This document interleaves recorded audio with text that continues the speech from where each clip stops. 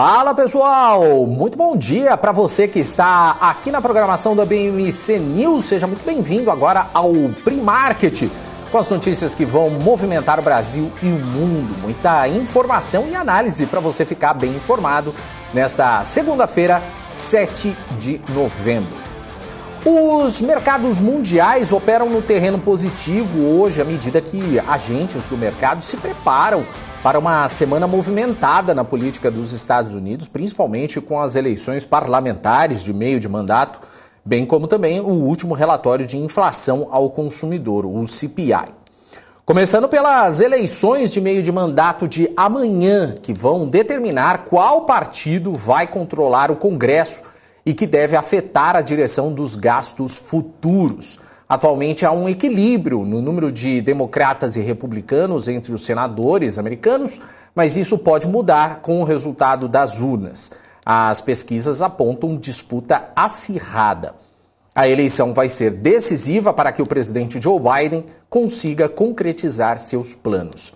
Em indicadores, investidores estão antecipando que o índice de preços ao consumidor de quinta-feira vai dar mais informações sobre os esforços do Federal Reserve para conter a inflação. Por aqui, a partir de hoje, os horários de negociação do mercado de bolsa e balcão organizado da B3 sofrem alterações devido ao término do horário de verão nos Estados Unidos. O ofício foi publicado pela operadora da bolsa no dia 30 de setembro. O horário de negociação no mercado à vista e fracionário passa a terminar hoje às 5 para as 6 da tarde, às 5h55. No mercado a termo, as negociações vão acontecer entre 10 da manhã e 6h25 da tarde, enquanto o mercado de opções funciona das 10h05 às 5h55. De acordo com a Bolsa Brasileira, as mudanças de horário ocorrem para que o investidor possa acompanhar o funcionamento do mercado sem que haja qualquer lacuna envolvendo as negociações. Bom, a gente começa então com os índices futuros dos Estados Unidos, que viraram para a alta após abrirem em baixa nesta manhã de segunda-feira, com os participantes do mercado à espera das eleições de meio de mandato no Congresso e o CPI de outubro, como eu já disse. As ações da Apple recuam no pré-mercado depois que a empresa disse que a produção do iPhone 14 foi temporariamente reduzida por causa das restrições da Covid-19 na China. O aviso pode significar que a empresa de tecnologia pode ter dificuldades para atender a demanda em dezembro, pois ela lida com capacidade significativamente reduzida na fábrica. Vamos então aos números ou aos índices futuros americanos, começando então pelo Dow Jones que opera em alta agora de 0,61%. S&P 500 opera em alta de 0,63% e Nasdaq que opera agora em alta 0,68%. A maioria dos mercados europeus opera em alta, com os investidores também de olho nas eleições americanas. Mas o pregão de hoje ele acontece depois de uma semana movimentada para os mercados por causa da semana passada, com os bancos centrais em foco, pois eles continuaram com um ritmo de aperto monetário agressivo em uma tentativa de conter a inflação. O Banco da Inglaterra promoveu um aumento de 75 pontos base nas taxas de juros na quinta-feira, mas alertou que a economia do Reino Unido enfrenta a sua maior recessão já registrada. E o Fed dos Estados Unidos também optou por um aumento de 75 pontos base na quarta-feira. Vamos aos números, então, da Europa, começando com o DAX na Alemanha, que opera agora em alta de 0,84%. CAC na França já virou um pouquinho, ele estava estável, agora tem uma variação negativa, 0,03%. FTSE no Reino Unido caiu agora, 0,41%. O índice Eurostoxx opera em alta, 0,49%. O FTSE MIB na Itália opera em alta também, 0,34%. Já os mercados asiáticos fecharam em alta nesta segunda-feira, com os dados comerciais da China muito abaixo das expectativas, marcando o primeiro declínio anual nas exportações desde maio de 2020. As exportações caíram 0,3% e as importações recuaram 0,7%. Uma pesquisa da agência de notícias Reuters previa um aumento de 4,3% e 0,1%. Já o governo da China reiterou a sua postura de Covid zero, o que parece diminuir o otimismo do mercado depois de ver o crescente apetite por risco na sexta-feira passada, com as especulações de planos para uma reabertura da segunda maior economia do planeta. Bom, vamos aos mercados então asiáticos, ver como é que eles fecharam. Xangai, na China, fechou em alta de 0,23%. Nikkei, no Japão, com alta de 1,21%. O índice Hang Seng, em Hong Kong, fechou em alta de 2,69%. E Kospi, na Coreia do Sul, fechou em alta de 0,99%. Agora, as cotações do petróleo, elas recuam na sessão de hoje, justamente por causa da preocupação da Covid na China. Com isso, frustra, então, as expectativas de uma recuperação da demanda de petróleo no maior importador de petróleo do mundo. Por outro lado, apesar das autoridades de saúde chinesas renovarem aí a sua postura de aderir a medidas rígidas de controle da Covid, os preços do minério de ferro operam em alta pela quinta sessão consecutiva. O minério de ferro negociado na Bolsa de Dalian teve alta de 2,08% a $91,57. Já o petróleo Brent opera em queda de 0,26%. O petróleo WTI opera em queda também 0,36%. A gente continua aqui nas notícias corporativas, porque o Tribunal do CAD julga na quarta-feira o processo que investiga a suposta infração das empresas BR Distribuidora, Raizen Air BP e GRU Airport, acusadas aí de barrar a entrada de concorrentes para o fornecimento de querosene de avião no aeroporto de Guarulhos. A análise do caso chegou a entrar na pauta do colegiado no último dia 25 de outubro, mas foi adiada por um pedido de vista. A investigação contra as empresas teve início no ano de 2014, com denúncia da Gran Petro de que as distribuidoras e a administração do aeroporto estariam impedindo sua atuação em Guarulhos. As 3 distribuidoras investigadas, elas teriam um contrato com a GRU Airport que prevê que a entrada de outra empresa na base de distribuição compartilhada pelas empresas no aeroporto depende da anuência das participantes. O ex-diretor da Petrobras, Guilherme Estrela, entrou com uma ação na justiça para bloquear o pagamento de dividendos pela empresa. Em um comunicado ao mercado, a Petrobras informou que Estrela, ex-diretor de exploração e produção, solicitou o bloqueio de 32,1 bilhões de reais em dividendos que seriam pagos antecipadamente ao governo federal, conforme aprovado em julho. Estrela pede que sejam feitos estudos para comprovar que a distribuição de dividendos não compromete a competitividade da empresa. A medida, ela representa outra questão enfrentada pela empresa sobre sua política de pagamentos este ano, em meio a lucros crescentes alimentados por preços mais altos do petróleo. Na sexta-feira, os procuradores do Tribunal de Contas da União pediram a suspensão de dividendos de cerca de 43,7 bilhões de reais anunciados pela Petrobras na semana passada. Isso devido a um lucro mais forte do que o esperado no terceiro trimestre. A gente deu isso aqui na BMC News. O valor, ele supera de longe os dividendos pagos pelas principais petroleiras ocidentais. E a Confederação Nacional do Comércio de Bens, Serviços e Turismo divulgou que o comércio brasileiro deve fechar o período de fim de ano com a contratação de 109 mil trabalhadores temporários. Mas antes mesmo da chegada do Natal, a Black Friday tem impulsionado as contratações. Para garantir que as operações sejam concluídas com sucesso, nomes como Mercado Livre, Via e Riachuelo estão correndo aí para ampliar o quadro de funcionários. Cargos como estoquista, operador logístico, embalador, armazenista, almoxarife e motociclistas entregadores. São algumas das operações, aí, uma das funções com maior oferta de vagas dentro do setor. A abertura de vagas ligadas ao e-commerce deve disparar acima da média, segundo o levantamento da CNC. De acordo com os dados que considera admissões menos desligamentos, de março de 2020 a setembro de 2022, as vagas ligadas ao e-commerce cresceram acima da média geral, que ficou em 9,1%. Se você conhece alguém que precise de emprego, tá aí a dica.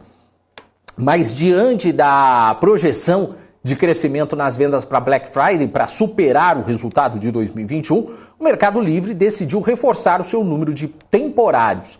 Ao todo, a companhia deve contratar cerca de 2.400 profissionais no país, com foco principal em postos de trabalho de apoio às operações logísticas. Esses profissionais podem ser efetivados dependendo do desempenho e das oportunidades que surgirem ao final do período. No caso da Via, que é dona das marcas Casas Bahia, Ponto e Extra.com, foram abertas 1.000 vagas em seus 30 centros de distribuição espalhados pelo país. Os temporários vão atuar principalmente em cargos como conferente, motorista de empilhadeira, operador de CD e assistente de logística. Tá aí as informações aí, vale a pena ficar ligado. Bom, a gente faz um intervalo e daqui a pouco a gente bate um papo com o analista Kaique Stein, que vai analisar o mercado e também os tickers que você pede aqui no nosso chat no YouTube. Fique conosco, a gente volta daqui a pouquinho.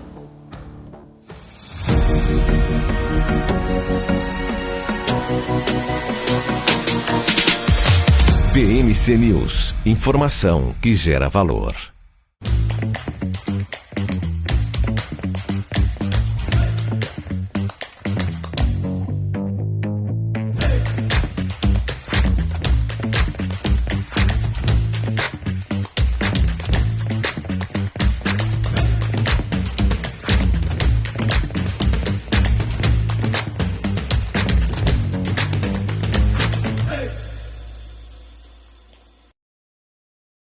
As empresas que fazem parte do seu dia a dia estão em uma das maiores bolsas do mundo, a Nasdaq.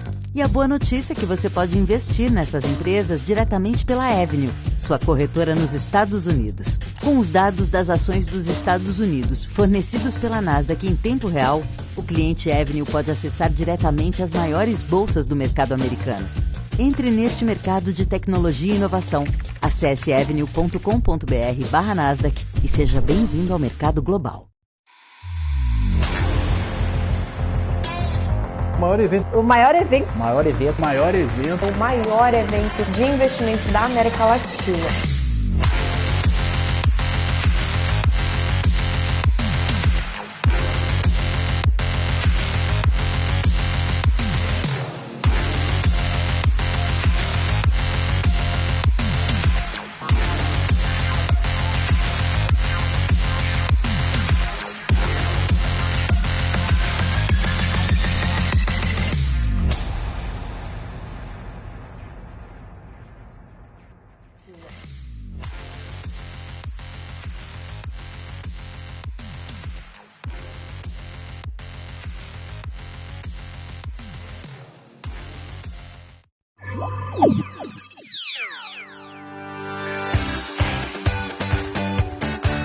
Aqui você pode negociar índices como DAX, Nasdaq e S&P 500 e commodities como soja, cobre, petróleo e café. Além de ações e ADRs das maiores empresas do mundo, como a BMW, Google, Apple, Netflix e Disney.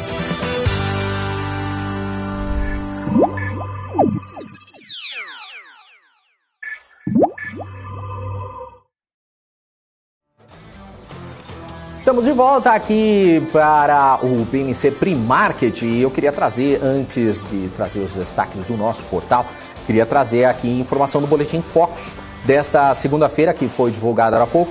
O IPCA de 2022 subiu de 5,61% para 5,63%.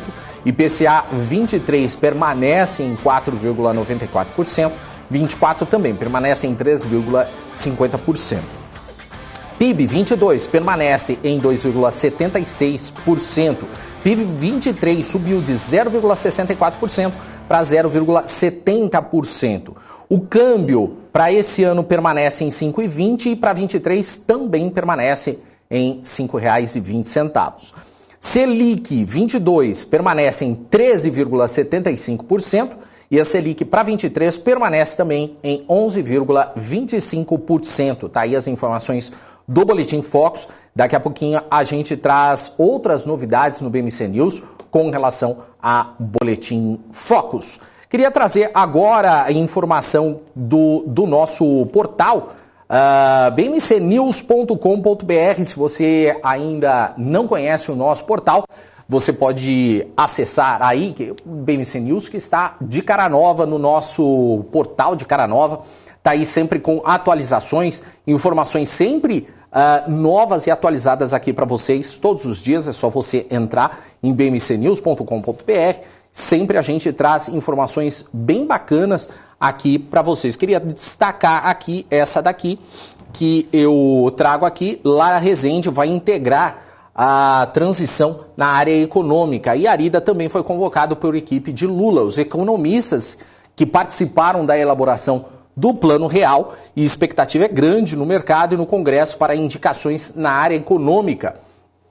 Então, só para vocês terem noção aqui da reportagem, você vê aqui na foto, o economista André Lara Rezende aceitou o convite, então, para integrar a equipe de transição do presidente eleito Luiz Inácio Lula da Silva, segundo apurou o Estadão, e Pércio Arida e Guilherme Melo também foram convidados. A Arida ainda não respondeu a essa sondagem, mas a expectativa é de que também aceite. O vice-presidente eleito, Geraldo Alckmin, quer que a Arida participe da transição. Então, ainda assim, Lula tem de indicar 50 pessoas para integrar, então, a equipe de transição do governo, que é coordenada pelo vice-presidente eleito, Geraldo Alckmin. A expectativa é grande no mercado e no Congresso para as indicações de Lula para a economia. A gente está falando isso todos os dias aqui na nossa programação, a gente que está aguardando aí mais informações, coisa que já deveria ter sido divulgada, mas que ainda não tem informação. Pércio Arida, só lembrando, foi presidente do Banco Central no governo de Fernando Henrique Cardoso. Tá lá, matéria para você acompanhar no nosso portal bmcnews.com.br. E também saiu a informação da produção industrial da Alemanha, que cresceu 0,6% em setembro de 22 ante agosto, de acordo com os dados provisórios ainda do Departamento Federal de Estatísticas. O indicador ele veio acima das projeções do mercado, uma vez que o consenso ele apontava para uma queda mensal de 0,2%. Na comparação com setembro de 21, o aumento da produção foi de 2,6% em setembro. O dado de agosto, ante o mês de julho, ele foi revisado, então, de uma queda de 0,8% para uma retração de 1,2%. Na comparação anual, o crescimento foi de 1,6% ante agosto de 2021. Então, segundo o Destatis, a produção da indústria em setembro, excluindo energia e construção civil, cresceu 0,7%. Em termos desassonalizados, nunca sei falar essa palavra, dessazonalizados. Isso perante agosto. Na indústria, a produção de bens de consumo cresceu 1,4% e a produção de bens de capital evoluiu 1,1%. Já a produção de bens intermediários recuou 0,1%. Em comparação com setembro de 21, o aumento da produção ajustada de calendário na indústria, excluindo energia e construção, foi de 4,2% em setembro de 22. Está aí a informação para vocês. Só queria deixar o nosso bom dia para o pessoal que está aqui no nosso chat do YouTube. Silvia Costa por aqui, o pensamento positivo também. Fernando Quem mais que está aqui? Vilvado também está por aqui. Mr. Boar também. Silvia Costa. Natanael Alves por aqui também. Manuela. Vamos ver quem mais que está aqui. Audileno também. Bom dia, uma ótima semana a todos. Valeu, Audileno. Obrigado para você também. Cleide Maria também. Aqui no nosso portal, no nosso chat do YouTube. Leonardo Augusto está perguntando aqui, bom dia, qual a tendência do dólar para hoje? Daqui a pouco a gente vai responder a sua pergunta, tá bom, Leonardo? Aguenta aí que a gente já passa aí essas informações. Anderson Gonçalves por aqui também, Caco Santos, Regis Andrade, quem mais aqui? Deixa eu ver, Cristiano Nakamura, Jefferson Vieira, Ari Posto também, sempre aqui com a gente, o Ari. Guilherme Rodrigues também por aqui, o Rafael também, o Rafael Evangelista também, muito obrigado. Aloísio Bonifácio, bom dia também. Gestão de risco também está por aqui, o Emanuel Almeida. Quem mais? Leonard Cassidy também por aqui, bom dia. Deixa o like aí, povo, valeu. Obrigado, não se esqueça de deixar o like aí, também se inscreva no nosso canal. Olho Jardel Freitas por aqui também. Valeu, gente, muito obrigado aí, continue com a gente aqui no BMC Pre-Market. Daqui a pouquinho a gente tem entrevista aí com o Kaique Stein e você pode deixar o seu ticker aí também para análise aqui no nosso programa.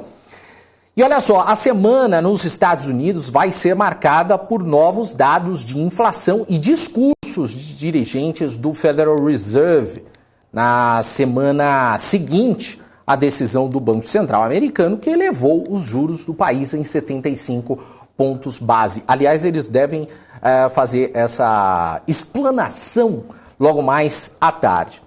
Na quinta-feira sai o aguardado índice de preços ao consumidor, o CPI, referente ao mês de outubro. O consenso aponta para uma alta mensal de 0,7% e uma variação anual de 8%. Por aqui, o principal destaque da agenda de indicadores é a divulgação do índice de preços ao consumidor, o IPCA, referente ao outubro. O número será divulgado na quinta-feira e o consenso prevê variação mensal positiva de 0,47%, interrompendo aí uma sequência de 3 meses seguidos de deflação. Um dia antes do IPCA, na quarta-feira, o IBGE divulga as vendas no varejo em setembro. E na sexta-feira sai a pesquisa mensal de serviços, o PMS. Outra informação importante aí que a Petrobras concluiu a venda das ações da empresa Paraná Xisto S.A., que foi constituída para deter a unidade de industrialização do xisto, localizada em São Mateus do Sul, no Paraná. O ativo foi vendido para a FM Brasil, sociedade detida pela Forbes and Manhattan Resources, por 41,6 milhões de dólares. O valor recebido de 38,6 milhões se soma ao montante de 3 milhões de dólares já pagos na assinatura do contrato de compra e venda. O contrato prevê ainda pagamento de contingentes. Daqui a pouco a gente traz outras informações aí para você que está acompanhando aqui o nosso Pre-Market. Também a Vale divulgou essa manhã, né, agora há pouco, aliás, que foi questionada pela B3 a respeito da movimentação atípica das ações da companhia nos últimos pregões. Em resposta, então, a mineradora afirma que a empresa, seus administradores e as pessoas com acesso a atos ou fatos relevantes não têm conhecimento de qualquer fato que possa justificar, então, tais oscilações. Em comunicado, a companhia lembra que está exposta a riscos de mercado, dentre eles os relacionados à volatilidade dos preços dos produtos e, notadamente, do preço do minério de ferro.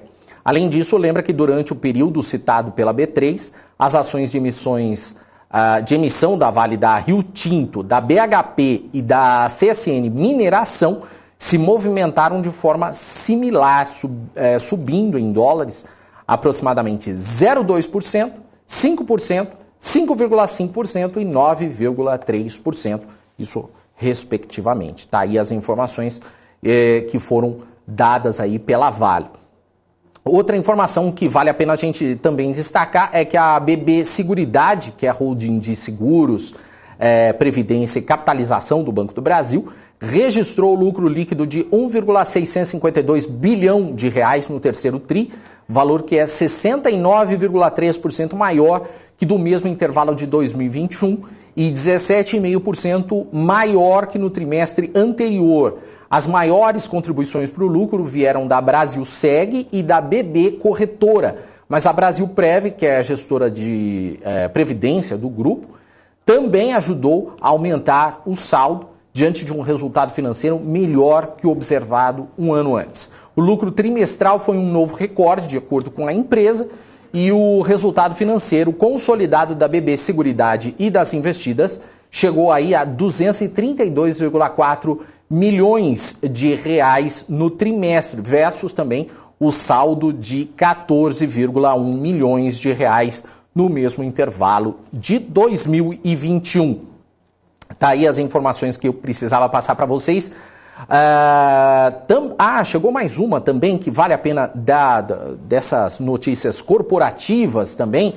A Cosan informou que a controlada, a Raízen, assinou hoje um contrato para comercialização de etanol celulósico de segunda geração, que é produzido a partir da biomassa da cana-de-açúcar até 2037 para a Shell Trading, em conexão com um programa de investimentos para a construção de 5 novas plantas de E2G, que vai totalizar aí 6 bilhões de reais. O contrato celebrado entre a Raízen e a Shell prevê a entrega de 3,3 bilhões de litros que serão produzidos em 5 novas plantas com início das operações previstos entre 2025 e 2027, totalmente integradas aos parques de bioenergia da companhia. Considerando o preço mínimo definido para a E2G, a receita com a venda no âmbito deste contrato vai atingir no mínimo, então, 3,3 bilhões de euros.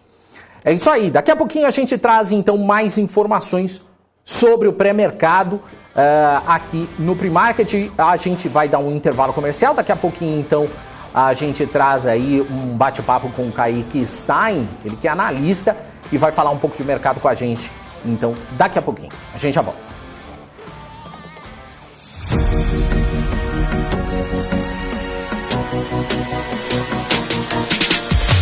BMC News, informação que gera valor.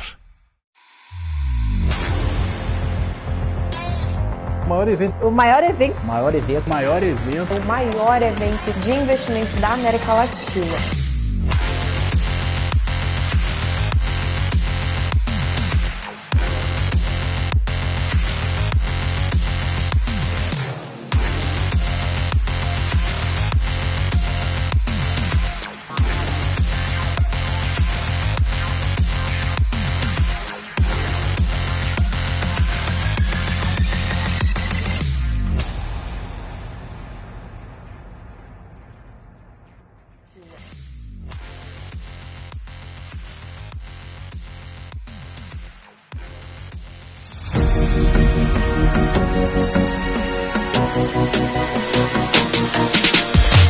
BMC News, informação que gera valor.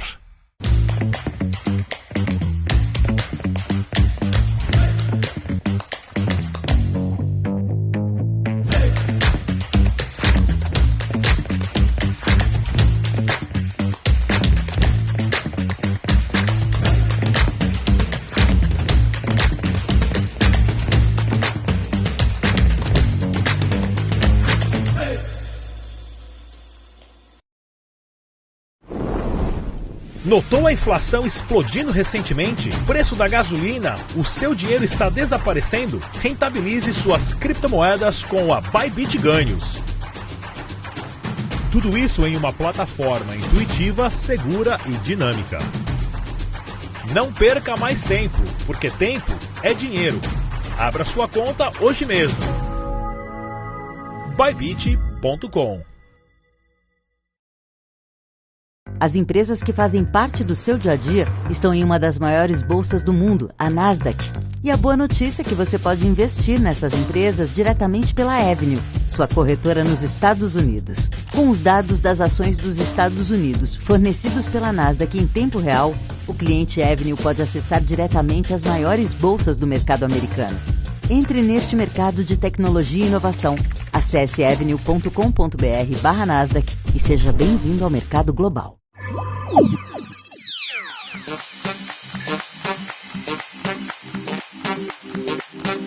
Entendemos completamente os sistemas, tecnologia e infraestrutura necessários para criar o ambiente de negociação ideal para os nossos clientes. E o Trader Active conta com vantagens que fazem toda a diferença no dia a dia de operações. Aqui você pode negociar com as plataformas mais poderosas do mercado financeiro. Nós fomos uma das primeiras corretoras mundiais a oferecer a MetaTrader, a plataforma mais utilizada no mundo, com acesso totalmente sem custos. Oferecemos também a nossa própria plataforma, a Active Trader, que foi desenvolvida sob medida para atender às necessidades dos nossos clientes, com tecnologia de execução exclusiva que proporciona uma performance totalmente fora da curva. Ela utiliza os mais avançados recursos gráficos da TradingView e traz uma experiência de negociação diferenciada.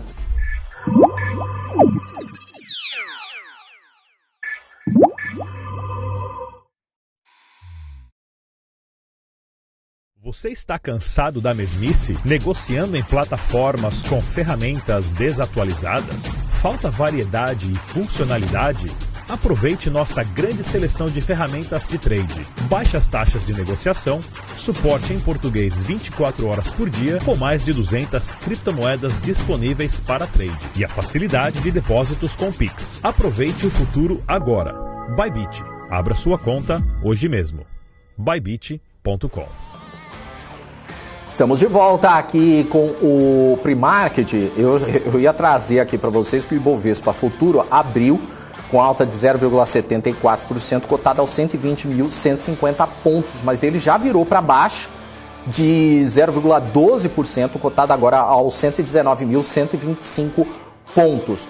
O dólar futuro também, tá? O dólar futuro ele abriu em baixa de 0,03%, cotado a 5,082%.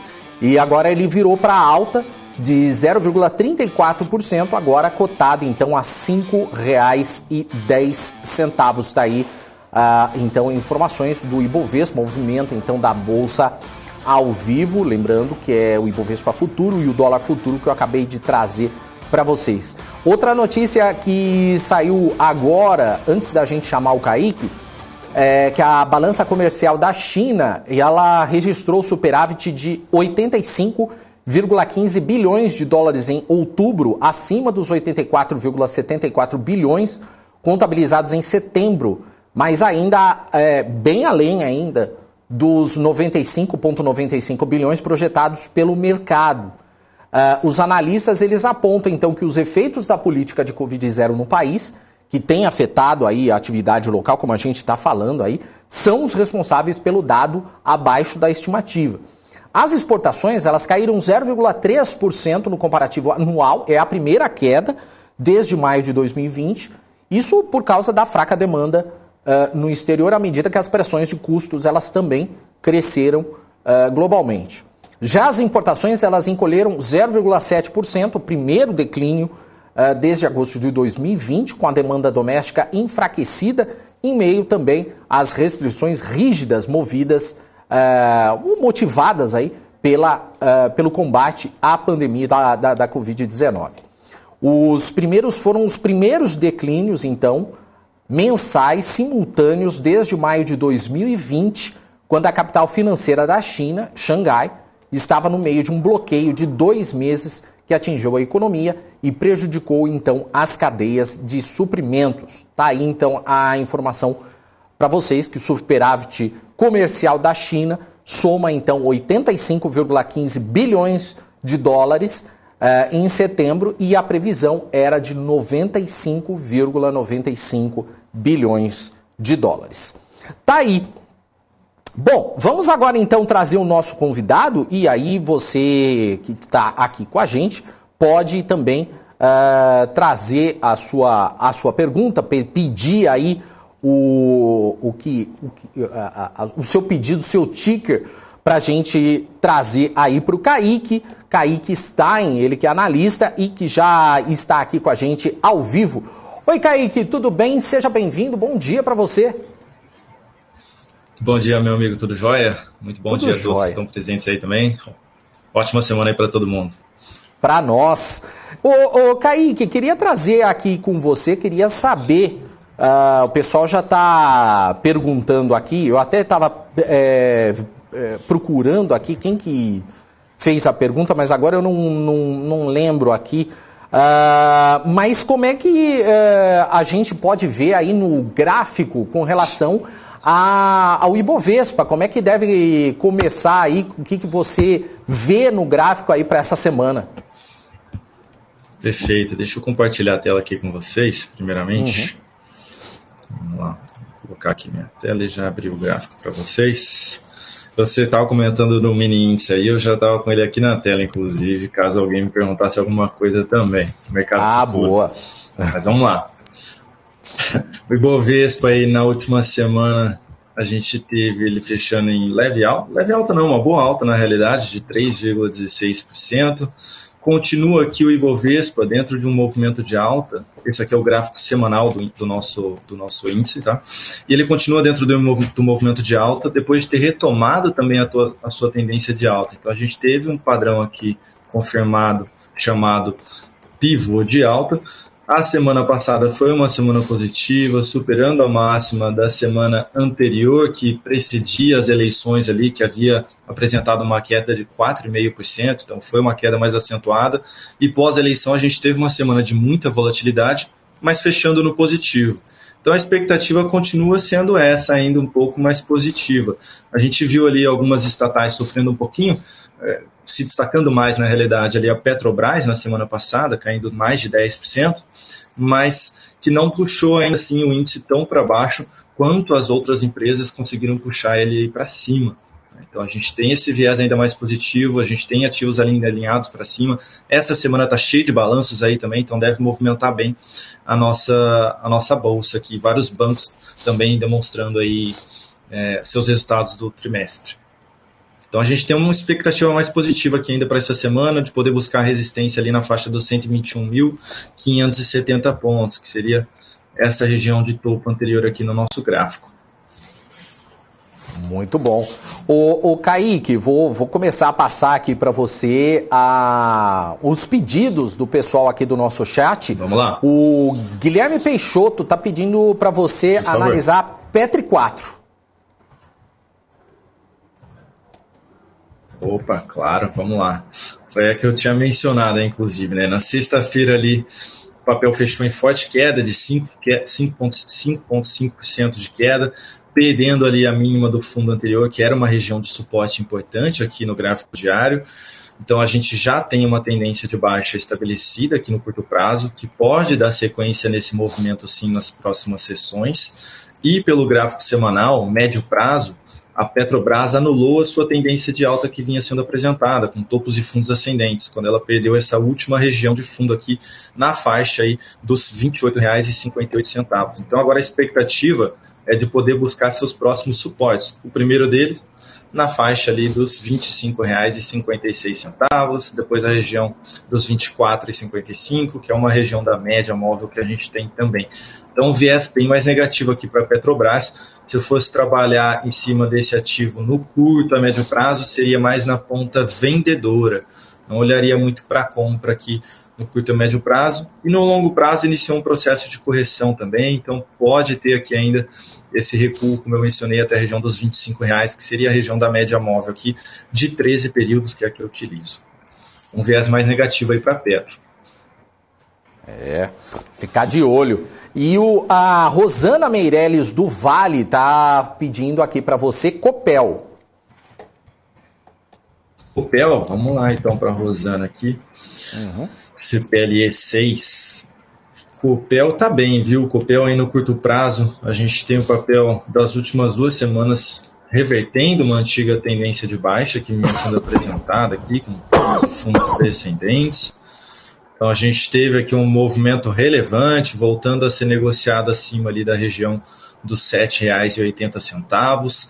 Só que é um papel que está um pouco esticado aqui no curto prazo quando a gente olha para análise técnica. Então faria mais sentido a gente aguardar por alguma correção do papel, algum recuo do preço à média, gerando um novo sinal de alta na sequência para a gente abrir alguma compra aqui, por exemplo. Estaria muito mais focado realmente aqui em olhar para a ponta compradora. Se a gente olhar pelo gráfico semanal, vai ficar mais claro que eu mencionei daquele movimento esticado, revertendo também a tendência de baixa que vinha sendo apresentada. Então, é um ativo tecnicamente aí que segue alinhado para cima, está na sua máxima histórica aqui também o ativo, então não tem nada aí pela frente, nenhuma resistência, mas caberia aqui uma correção saudável no curto prazo para abrir alguma posição aí na ponta compradora, tentando pegar, por exemplo, um swing trade no papel, um objetivo mais curto aí. Tem esse gap aqui na faixa do 7,45 que pode vir a ser fechado. Então, seria um ponto de suporte aqui, tá? Boa. O Guilherme aqui, ele tá pedindo Mega 3, Ômega Energia, né? Perfeito, pessoal de olho no setor de energia aí. Vamos lá, Guilherme. Esse já não é um papel tão bom tecnicamente quanto Copel, por exemplo, né? Copel, Eletrobras, que são ativos que estão na máxima histórica ali. Enquanto isso, Mega 3 segue aí na sua tendência de baixa. Chegou a ficar um movimento mais lateral aqui, tentou se recuperar nos últimos dias, mas não conseguiu ultrapassar essa região de resistência dos 10,80 aí. Então é um ativo tecnicamente que está dentro aí de uma indefinição de curto prazo, não tem ainda um viés mais positivo de poder ter alguma reversão aqui, semelhante ao que aconteceu com o Copel, que a Rosana tinha solicitado para a gente.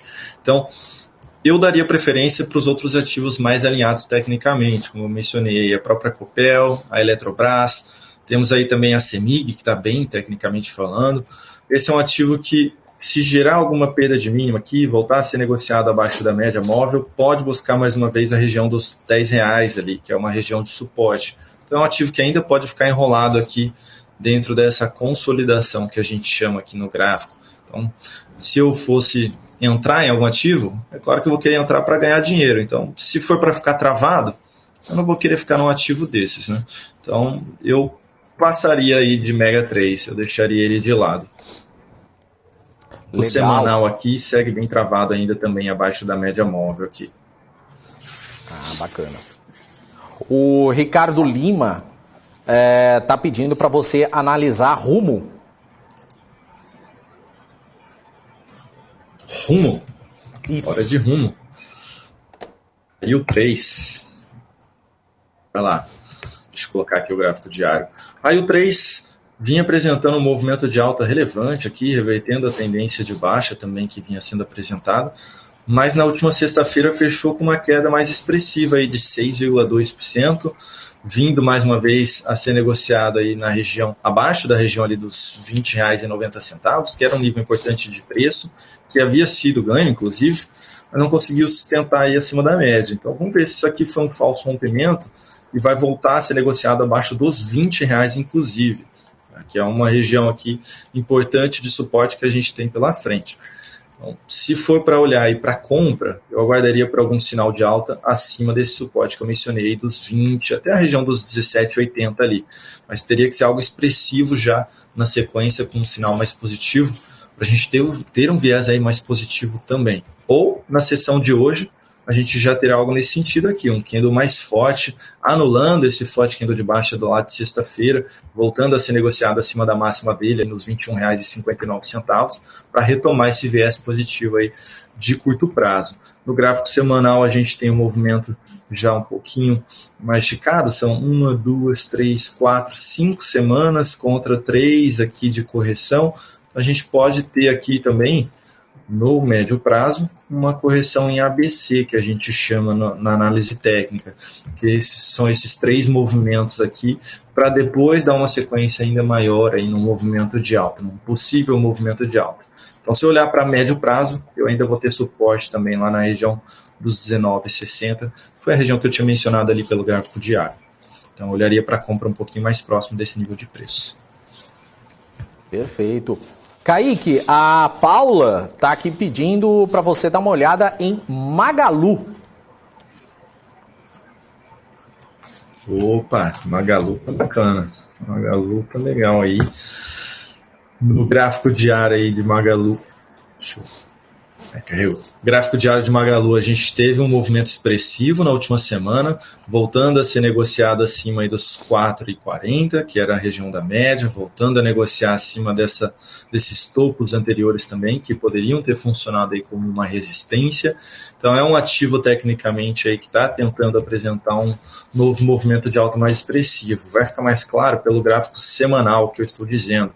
A gente teve um movimento de alta aqui contra a tendência de baixa, um processo corretivo e iniciou a semana passada gerando uma sinalização positiva, que é um sinal de fundo, que aumenta a expectativa de vir romper aqui a máxima desse topo, na faixa dos R$ 5,46. Então a gente pode ver, não seria nada estranho, a Magazine Luiza aí sendo negociada acima dos 5,50 aí essa semana, no decorrer dessa semana, que também confirmaria um padrão técnico aqui, chamado de pivô de alta, aumentando a chance, e aí sendo um pouquinho mais otimista, de poder buscar a região lá dos R$ 6,90, R$ 7,00, que seria essa região de lateralização anterior aqui.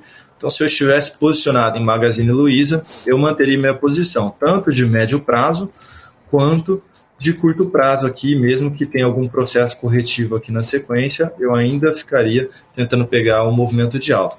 E aí, para quem está de fora, tem que ficar de olho nesse processo corretivo mesmo, porque a correção pode ser curta e gerar a entrada aí logo no comecinho da semana, ou na terça ou na quarta ali, para já tentar participar dessa possível continuidade do movimento aqui de Magazine. É um papel que está se destacando, possivelmente aí os investidores precificando uma possível Black Friday positiva aí para o mercado, né? Vale ressaltar aí que a gente já chegou no mês de novembro, esse mês aí tende a ser um mês um pouquinho mais relevante para as varejistas. Bacana, e estão contratando, né? O que é mais interessante ainda. O A21. Exato. O A21 está perguntando aqui sobre pão de açúcar. Opa, PKI3. Vamos lá. PKI3, na última sessão, sexta-feira, a gente teve ali uma queda mais expressiva de PKI3, caindo 8,75%. É um ativo ainda que está tentando se recuperar aqui, está tentando demonstrar força na ponta compradora, mas não está conseguindo. Por quê? Quando a gente vem no movimento de baixa, a favor de uma tendência de baixa, aí a gente tenta apresentar um movimento de alta, que não consegue anular essa tendência de baixa de primeira, aí recua, aí na sequência consegue sim vir aqui e romper aquele topo que a gente tinha mencionado, para depois voltar muito forte próximo do fundo anterior, isso vai demonstrando um pouco de fraqueza aí na ponta compradora em cima desse ativo. Então é um papel que pode ainda ter um viés um pouco mais positivo, né? Enquanto ainda trabalhar acima da região dos 19,60, é um ativo que tem esse viés mais positivo, mas precisa realmente demonstrar força na ponta compradora, igual apresentou anteriormente aqui, dando continuidade no movimento de alta de maneira mais limpa.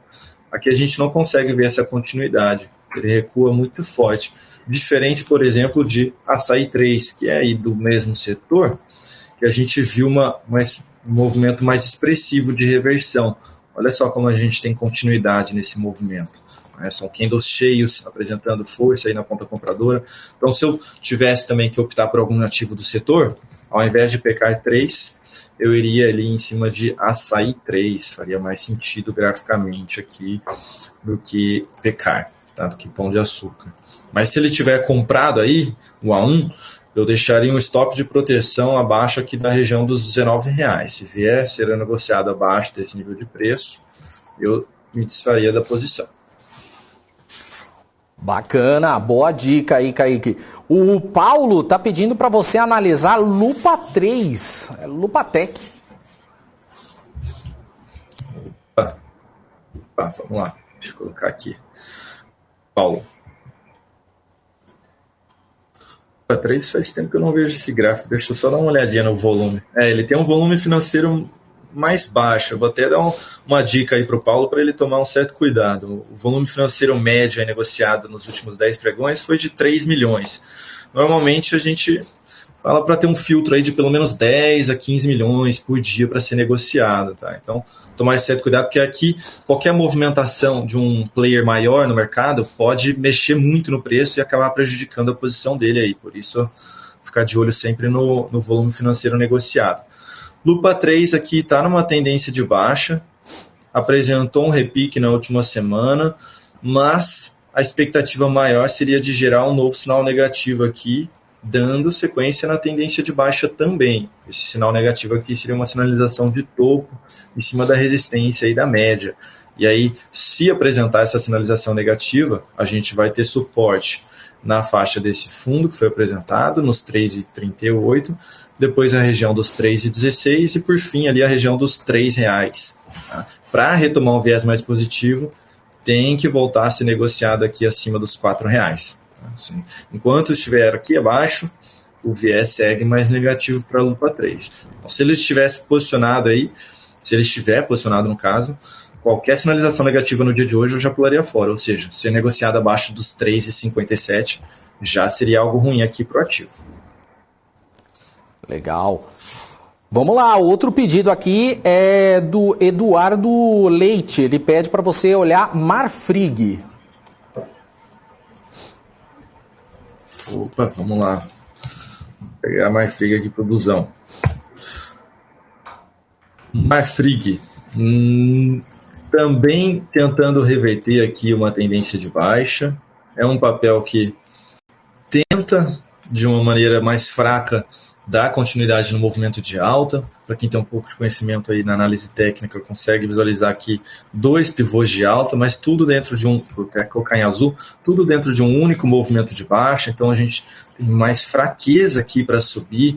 A gente pode ver até pela quantidade de dias. Foram ali 9 dias para cair basicamente aí 20%.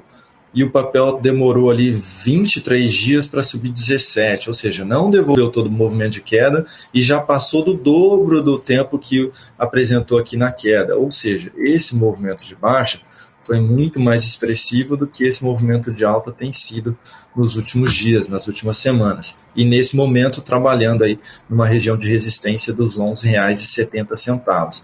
É um nível importante de preço. Para quem está comprado, toma cuidado, porque se gerar uma sinalização negativa aqui, pode aumentar a probabilidade de um novo movimento de baixa mais expressivo, podendo buscar a região dos 9,70 mais uma vez. E o que retoma um viés positivo?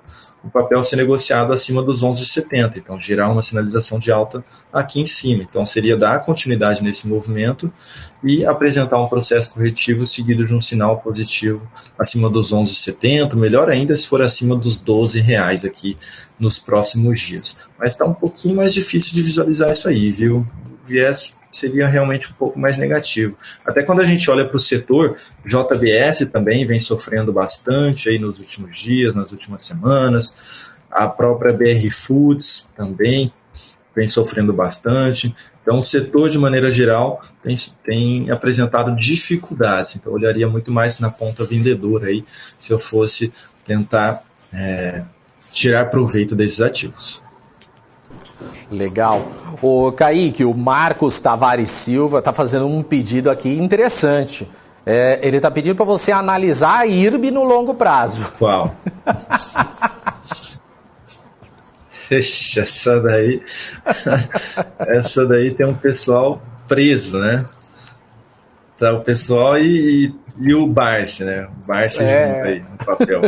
Olha, gente, IRB sem sinal de vida, tá? Sem sinais de vida mesmo. É um papel que mês retrasado caiu 33%, mês passado caiu 15%, esse mês aí subindo 2%, mas chegou a subir um pouquinho mais, mas já está devolvendo, chegou a subir ali 15%, já devolveu aqui basicamente o movimento.